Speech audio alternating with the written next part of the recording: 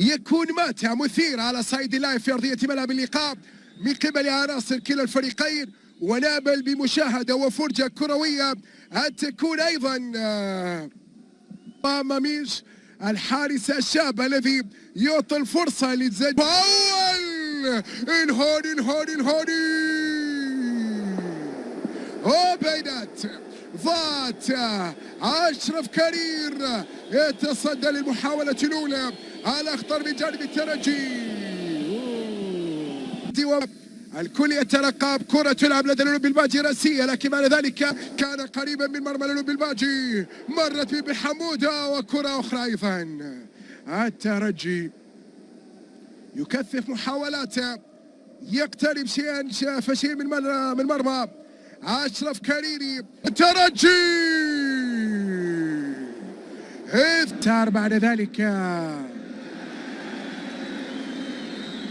تمر إلى خارج أرضية الملعب دائما ويكون ريتشارد، وبعد ذلك الكرة تعود خطيرة 3 مرات.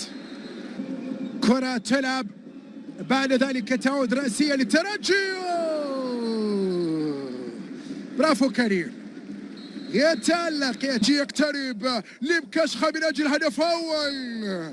الكرة مرت إلى ركلة مرمى واحدة تلو الأخرى. محاولات الترجي، هنالك راية بعد ذلك استمرارية وتسديدة وكرة مرت جول في راية.